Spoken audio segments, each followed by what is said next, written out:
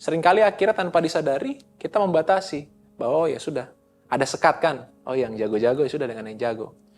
Lebih efektif dan efisien, karena saling ada chemistry. Karena kalau ngajarin lagi, buang-buang waktu kadang. Bagaimana pada akhirnya dalam setiap keresahan, dalam setiap pergumulan orang lain, saya turut merasakan hal tersebut. Itu semua bicara tentang, secara tema besarnya, tentang kasih.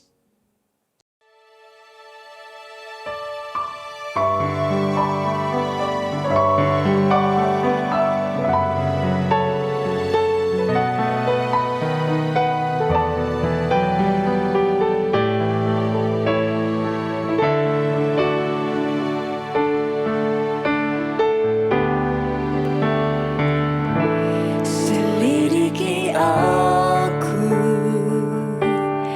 lihat hatiku,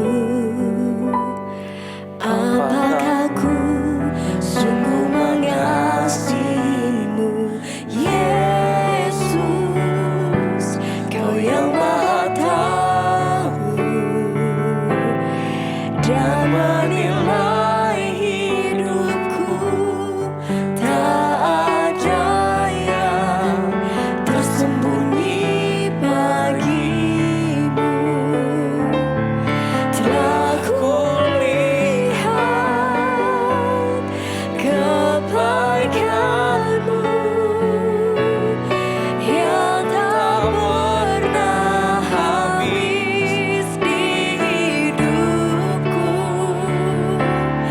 Ku berjuang sampai akhirnya Kau dapati aku tetap setia.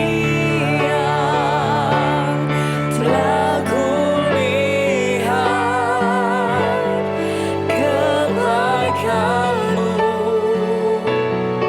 yang tak pernah habis di hidupku. Ku berjuang sampai akhirnya Kau dapati aku tetap setia.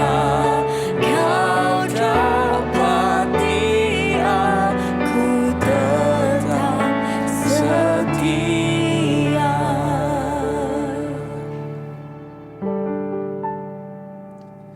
Selamat pagi, sahabat Morning Grace, dimanapun sahabat berada. Puji Tuhan, kita dapat berkumpul kembali, kita dapat bersama-sama untuk merenungkan firman Tuhan pada pagi hari ini. Bagaimana kabarnya, Kak Tias?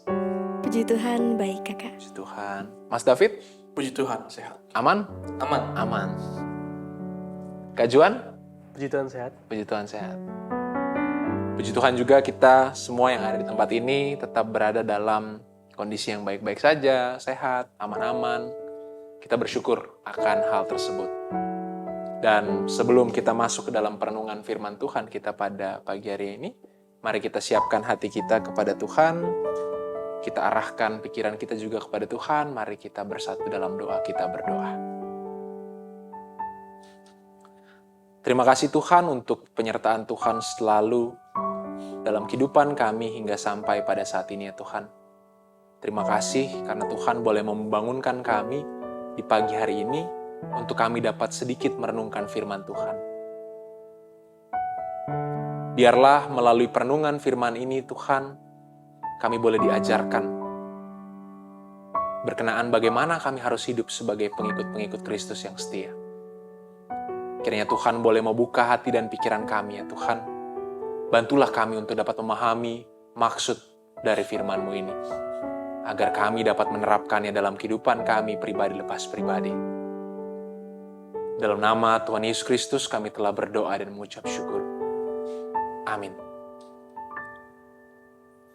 Sahabat Morning Grace dan teman-teman yang terkasih, pembacaan renungan kita pada pagi hari ini terambil dari Injil Lukas, pasalnya yang ke-10, ayatnya yang ke-33 sampai ayatnya yang ke-35. Injil Lukas, pasal 10, ayatnya yang ke-33 sampai ayatnya yang ke-35.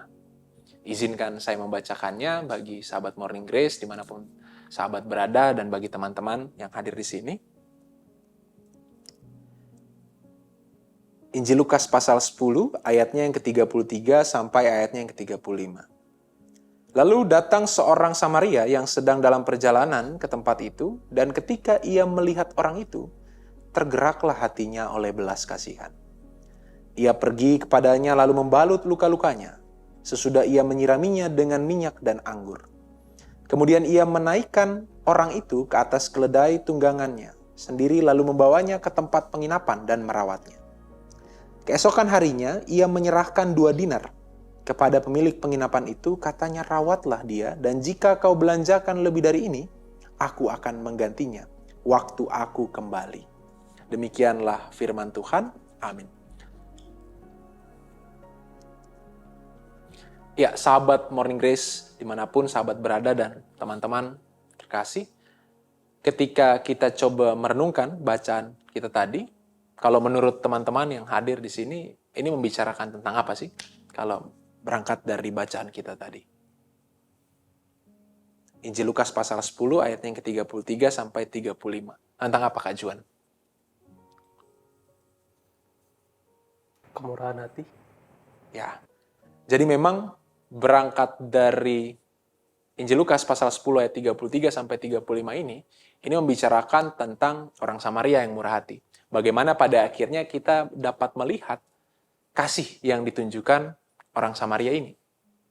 Seperti itu. Nah, ketika kita berbicara tentang kasih, ini tentu bukan pembicaraan yang baru ya. Tentu bukan pembicaraan yang jarang.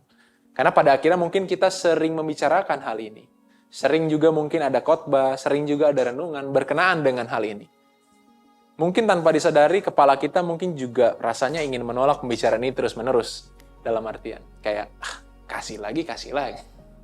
Tapi, ini menjadi hal yang penting karena ini merupakan hal yang paling utama dalam kehidupan sebagai pengikut Kristus. Sebagai orang-orang percaya. Pembicaraan tentang kasih. Bahkan, bukan hanya dalam bagian sebagai pengikut Kristus, pembicaraan tentang kasih juga timbul di beberapa tempat. Misalnya di Minahasa dengan bahasanya yang lain kan, sitau, timau, tumauto. Atau bagaimana pada akhirnya manusia hidup untuk memanusiakan manusia lainnya. Atau dalam konteks timur, ale rasa, beta rasa. Bagaimana pada akhirnya dalam setiap keresahan, dalam setiap pergumulan orang lain, saya turut merasakan hal tersebut. Itu semua bicara tentang, secara tema besarnya, tentang kasih. Jadi ketika kita membicarakan tentang kasih, bukan hanya dalam konteks sebagai orang percaya, tapi dalam kehidupan kita juga, kita sudah selalu menggaungkan berkenaan dengan itu. Tapi menjadi suatu pertanyaan reflektif tentunya bagi kita secara bersama, apakah kemudian kita sudah melakukan hal tersebut? Itu pertanyaan paling sederhana sebenarnya. Atau mungkin kalau misalnya hal-hal yang telah saya sampaikan tadi berkenaan dengan falsafah di Minahasa, bagaimana paham ale rasa beta rasa itu hidup dalam kehidupan orang timur, atau dalam lingkup yang lebih sederhana, 3S, senyum, sapa, salam. Apakah kita sudah melakukan hal tersebut dalam kehidupan kita, pribadi lepas pribadi, dimanapun kita berada, ya, apakah kita sudah melakukan itu? Kalau belum, itu tentu menjadi suatu persoalan yang patut kita renungkan secara bersama. Halo Mas David, bagaimana kabarnya? Kita turut menanyakan. Saya mau tahu bagaimana kabarnya Mas David. Begitu juga mungkin dengan Kak Tias, saya tanyakan bagaimana kabarnya. Kalau pada akhirnya, baik Mas David, Kak Tias bilang, oh tidak baik-baik saja. Ada ruang bagi saya untuk menanyakan kenapa. Mungkin bisa cerita, bisa saling share. Itu bentuk kasih yang coba saya wujud nyatakan. Pada bagian-bagian seperti itu misalnya, yang paling sederhana. Nah, menjadi pertanyaan kembali, apa yang seringkali menjadi tantangan kita? Apa yang seringkali menjadi atau menghambat kita dalam menunjukkan kasih itu kepada orang lain?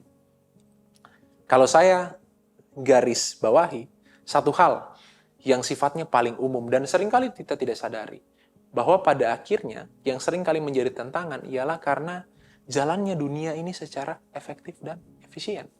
Dunia berjalan begitu cepatnya. Karena segala sesuatu yang tidak efektif, tidak efisien dianggap bukan hal yang baik. Segala sesuatu yang efektif dan efisien itu merupakan hal yang dianggap baik. Jadi baik itu karena efektif dan efisien. Tidak efektif dan tidak efisien ya tidak baik. Saya contohkan dalam kehidupan di kampus, kerja kelompok, pilih grup yang pemalas-pemalas atau yang rajin-rajin. Yang rajin-rajin dong. Ya, sudah terbagi kan pada akhirnya. Akhirnya yang rajin kumpul dengan yang rajin, yang malas kumpul dengan yang malas. Karena dirasa ketika kerja dengan yang rajin, lebih cepat, lebih efektif kan, lebih efisien. Tidak harus 2 kali kerja lah. Kan kalau misalnya biasa kerja dengan yang malas-malas, otomatis harus 2 kali kerja. Cek pekerjaan mereka, perbaiki pekerjaan mereka. Ya kan? Jadi kita lebih milih yang lebih mudah, lebih efektif, lebih efisien. Atau dalam hidup pekerjaan, perkantoran, tentukan dipilihnya karyawan nih yang harapannya punya pengalaman kan. Punya jam terbang lah setidak-tidaknya. Harapannya apa? Biar bisa bekerja efektif dan efisien. Tidak perlu diajar lagi. Tidak perlu buang-buang waktu untuk itu. Atau dalam kehidupan misalnya dalam persekutuan, dalam pelayanan yang dilakukan. Seringkali akhirnya tanpa disadari, kita membatasi. Bahwa oh ya sudah, ada sekat kan. Oh yang jago-jago ya sudah dengan yang jago. Lebih efektif dan efisien. Karena saling ada chemistry. Karena kalau ngajarin lagi, buang-buang waktu kadang. Maunya kan bisa langsung. Harusnya bisa 2 jam, tapi karena ada yang mungkin baru belajar, jadinya bukan baru belajar ya, mungkin skillnya di bawah, tapi rasa akhirnya jadi 4 jam belum. Ngulang lah istilahnya. Akhirnya efektif dan efisien, yang lebih diutamakan. Nah hal-hal ini yang kemudian seringkali membuat kita sulit untuk bisa mengasihi. Karena segala sesuatu berjalan secara efektif dan efisien. Padahal ini hal yang paling menarik. Kita ini, manusia, diselamatkan dari dosa-dosa kita melalui pengorbanan Yesus Kristus. Dia di atas ini ya, Tuhan. Dia menjadi manusia untuk menyelamatkan. Efektif efisien tidak? Tidak. Kalau mau efektif efisien kan kayak Thanos aja kan. Tinggal sudah hilang. Tapi kemudian ia menjadi tidak efektif dan tidak efisien itu. Justru malah kita diselamatkan dari yang tidak efektif dan tidak efisien melalui pengorbanan Yesus Kristus. Dari Tuhan menjadi manusia, selamatkan kita. Nah, berangkat dari hal tersebutlah, apakah kemudian di tengah dunia yang berjalan secara efektif dan efisien ini maksud saya, kita sudah coba untuk mengasihi itu. Bagaimana akhirnya seperti bagaimana Yesus mengasihi kita sebagai manusia. Contoh paling sederhana teman saya. Jadi dulu ketika kami jalan dari kampus ingin ke suatu tempat, kadang ini kami jalan, padahal dekat lah, nggak terlalu jauh mungkin. Tapi kadang jalannya lama. Lama bukan karena kami jalannya lama, tapi karena teman saya memilih mampir dulu. Mampir untuk tadi, sekedar sapa, halo bagaimana? Kakak bagaimana kabarnya, sehat-sehat apa? Hal yang dulu mungkin saya anggap, lama sekali kak. Tidak perlu lama-lama lah, maksudnya biar langsung aja, apalagi kalau lapar kan. Cuman kemudian semakin dewasa saya menyadari bahwa kemudian, dia memberikan waktunya. Dia membuka ruang untuk pada akhirnya dia bisa menanyakan berkenaan dengan hal tersebut. Apakah kemudian orang tersebut berada dalam suatu persoalan, berada dalam suatu pergumulan, untuk kemudian dia bantu. Karena ia menyadari bahwa pada akhirnya, atau saya menyadari kemudian ketika sudah lebih dewasa, kita tidak pernah tahu kapan Tuhan pakai kita untuk bisa berdampak dalam kehidupan orang lain. Oleh sebab itu, kita pertanyakan kepada diri kita sudah memberikan waktu kita belum? Di tengah jalannya dunia yang cepat itu, kita sudah berikan waktu kita sedikit belum untuk sekedar senyum, sapa, salam, tanya, kabar, bagaimana? Karena kita tidak pernah tahu ya, kapan Tuhan mau pakai kita dalam kehidupan orang lain. Karena kita tidak pernah tahu, ya sediakan waktu lah. Berhenti sejenak untuk tanya. Itu poin saya yang pertama. Lalu poin saya yang kedua, ketika kita membicarakan tentang kasih, ini bukan tentang satu hal yang sifatnya abstrak. Suatu hal yang mengawang-awang. Tapi tentang satu hal yang konkret dalam tindakan.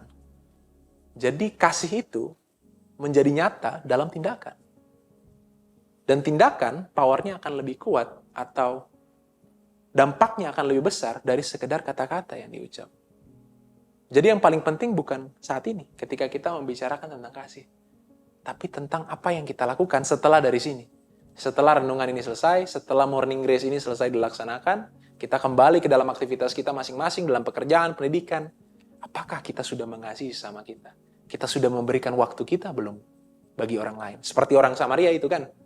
Pasti kan dia dalam perjalanan itu ke satu tempat. Tapi ia berhenti sejenak. Ia melihat ada yang membutuhkan, ia berhenti sejenak di situ.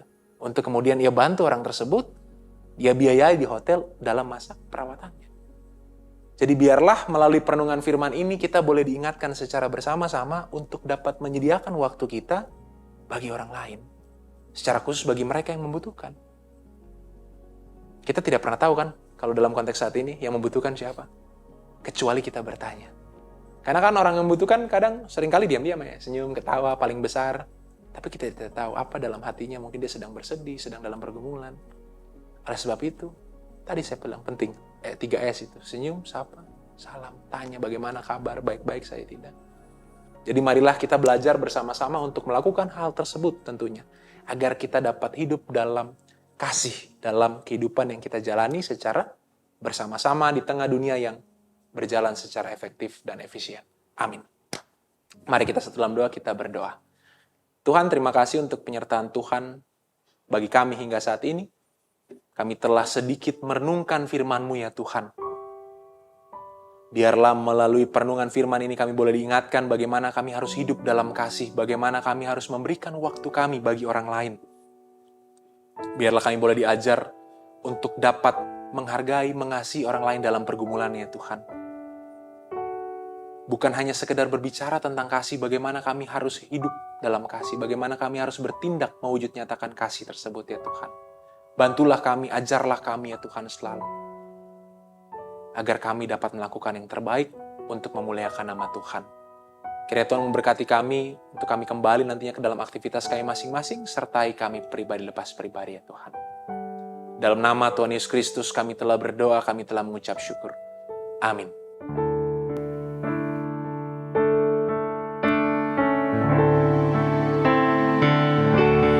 Telah kulihat kepada